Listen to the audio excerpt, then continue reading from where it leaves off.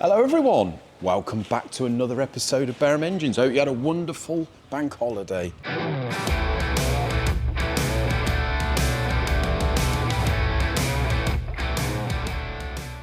Isaac's out here, look, hitting things on his car with a sledgehammer. Let's head over for a change and just see what he's doing. Hello buddy. How's it going? Got the sledgehammer out. Yeah, got the little lump out. What are we doing, mate? Well, over the weekend, it was lovely, but I started having some problems with the car again. Oh. Doing a very odd thing where it cuts out Right. intermittently, just randomly. Is this the thing that was doing what we thought was in the wet? Yes, it was doing it in the wet, and funnily enough, it happened just after I washed the car. Right. So, you know, you sort of would think that's got something to do with it. Yeah, a bit weird. So I was at the side of the road trying to work out what was going on. Right. Unplugging cam sensors and all of that. And then I sort of just gave the battery terminals a wiggle and found that, well, the negative was pretty much like that, wiggling like that. A bit loose. Bit loose, although it was fully done up. Right. So I didn't have any tools on me or anything, so I'd managed to get home. But now I'm just trying to get those on as tightly as I can. Are you thinking loose battery terminals have been the problem? Potentially, because if there's a drop in current or voltage, it could just be enough to either cause like a weak spark or Could be. cut the ignition or fuel or something. Because it's almost like you're going along and it's almost as if you've gone doo-doo with a key like that.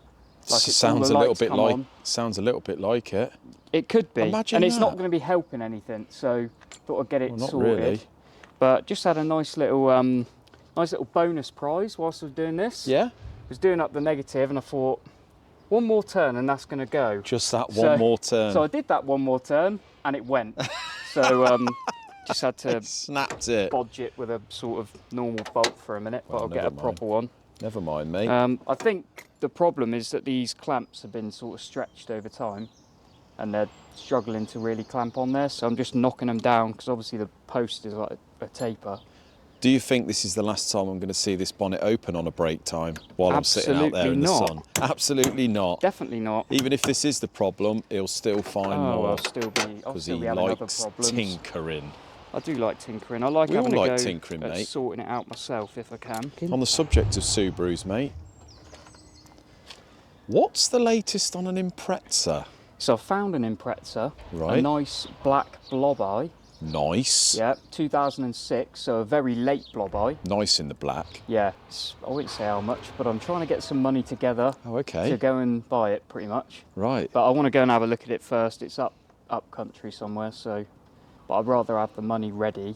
If I decide it's nice, I can just do it. Of course you will. Probably not a great idea to start up the GoFundMe, mate. No, But if there's not. any very genuous, what do we call it? Generous? Generous. Is that what you're trying to say?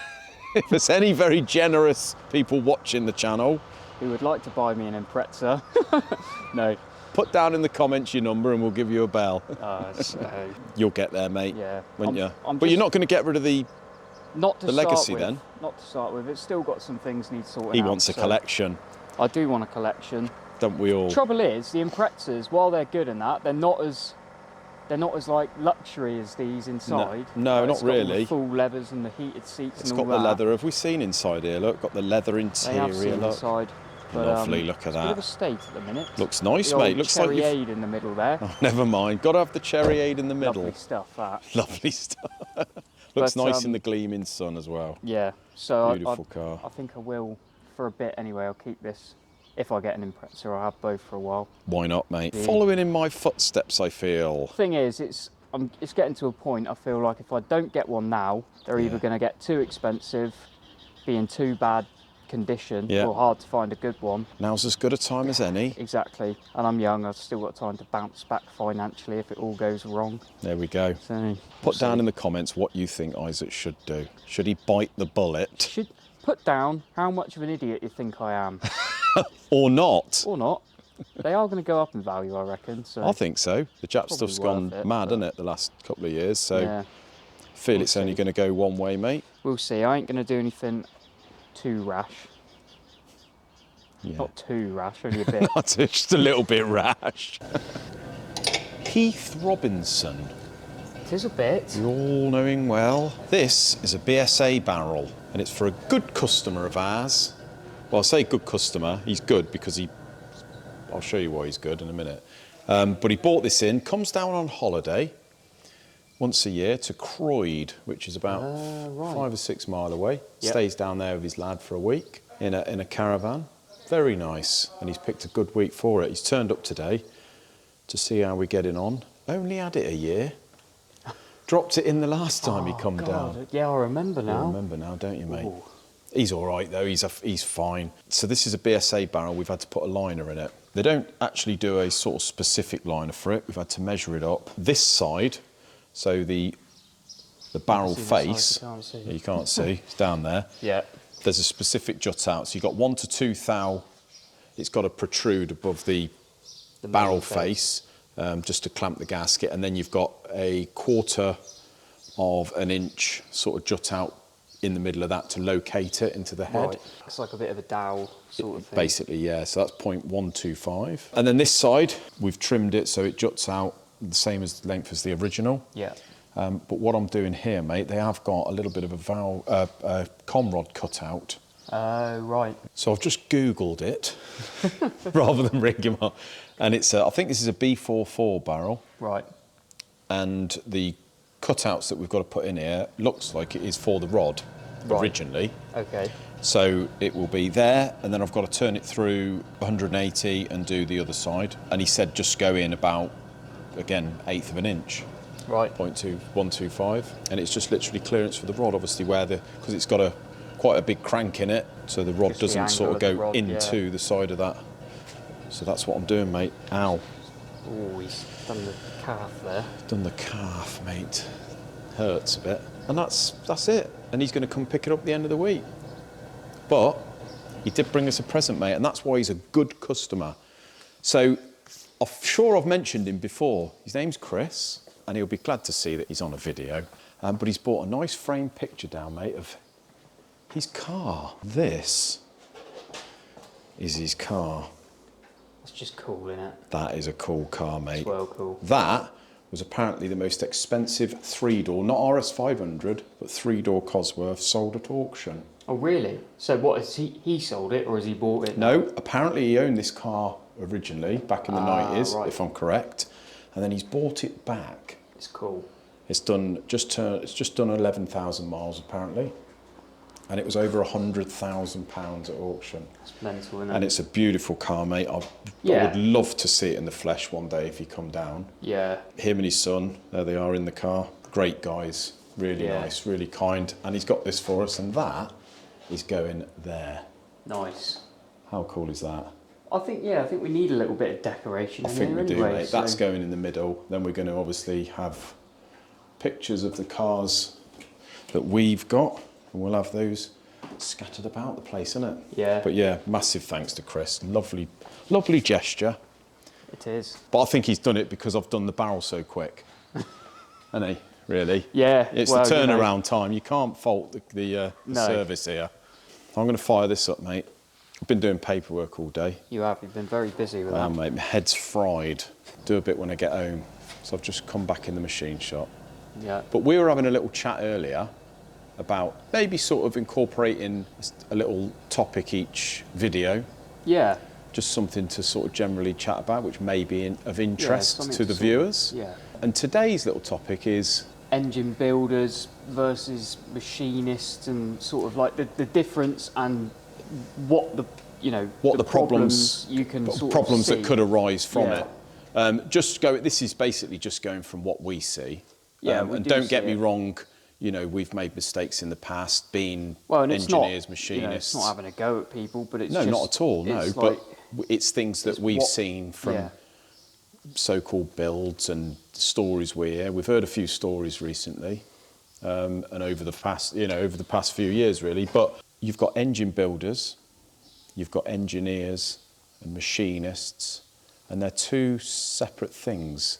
Yeah. Although they need to be incorporated together they have to work as far together. as knowledge goes, yeah, to build a successful engine, don't they?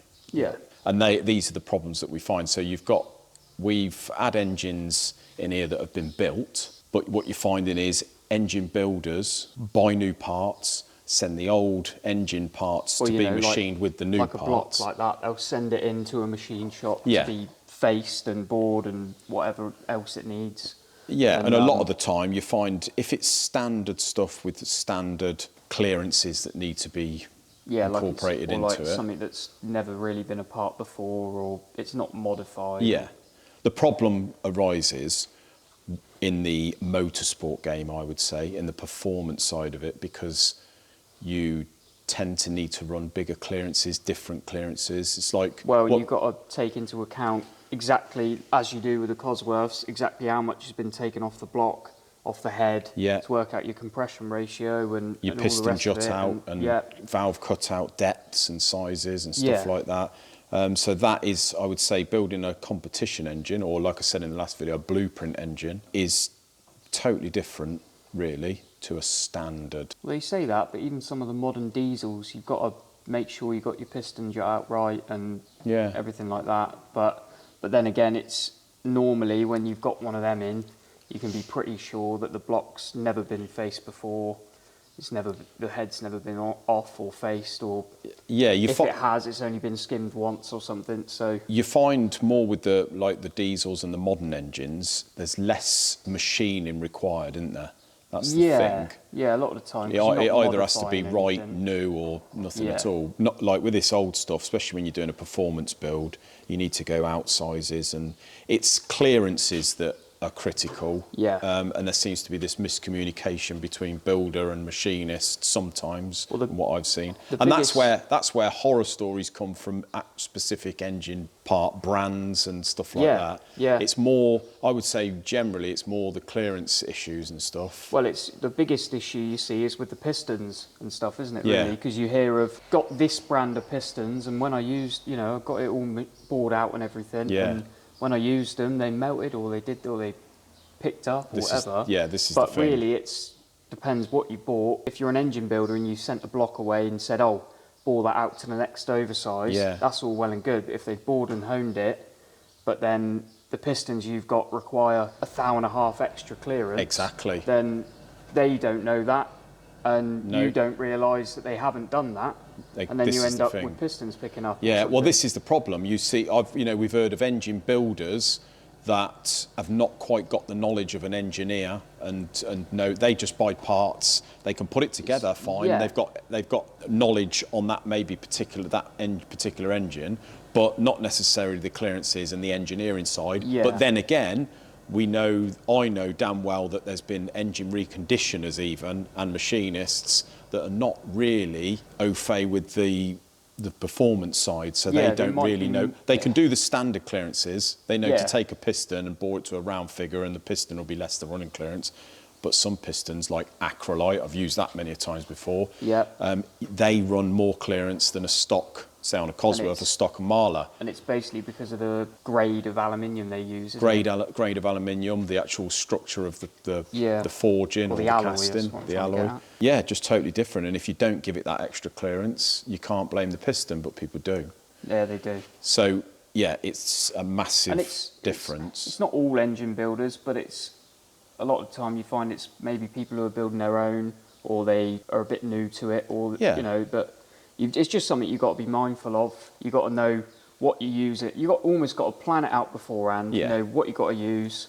You can work out what your clearance has got to be. You can tell your machinist it needs to be this size, bang on, and then you're sort of in the clear. But that's it. You can't just assume that the machinist knows exactly what clearances you need to run. And it's not as simple as just buying the parts and they'll be right as long as it's bored out to this size. You've got to know almost exactly what size. And that's why every build we do, say, just take for instance a Cosworth, whether it's a standard build or whether it's a high performance build, we always do the same thing, do all the clearances, balance everything, and then you know where you are. We don't take for granted that it's all going to be right. It's even like the pistons. You could say, on the box it says these pistons need 3.5 thou. They're this size, so we'll add the 3.5 thou.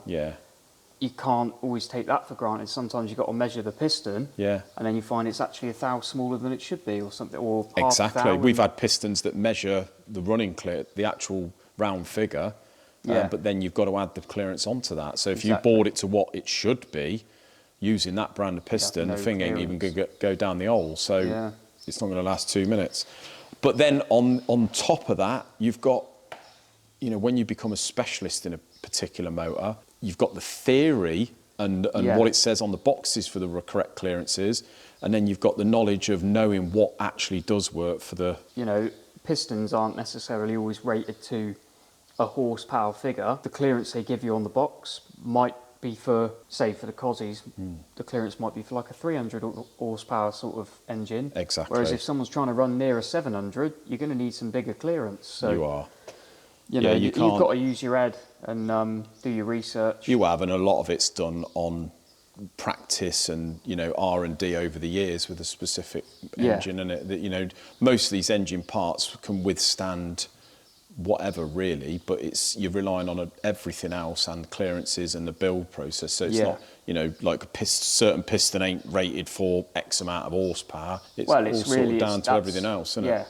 The So only there's a thing lot. that differs is whether they're a forged piston and what alloy they are. And then, Exactly. you know, And that's it. It You know, doesn't the really- weight, the weight of it Yeah. comes into play, and so yeah, there's quite a lot to building performance engines. yeah. Um, And like you say, a lot of it is experience and working out what works It is, through yeah. trial and error. So I suppose the moral of this little topic, mate, is if there is anyone out there that is building their own engines, or people out there that are machining engines but not particularly building them, you just got to be mindful of that. Yeah, it's But- just really the moral of the story is communicate and Communicate. really try and understand what, you know, what the machinist's doing, and if you're the machinist, try and understand what they're doing with the engine in terms And of what the build. needs to and- be done, yeah. Yeah, And next video, we'll probably come up with another topic, yeah, isn't it? I think so. But we'll leave it there for today, mate, and it's 5 o'clock now. Christ. I'm going to go home and do some more paperwork. Nice, sounds fun. Excellent. Enjoy yourself. I won't. Thanks, guys. See you next video.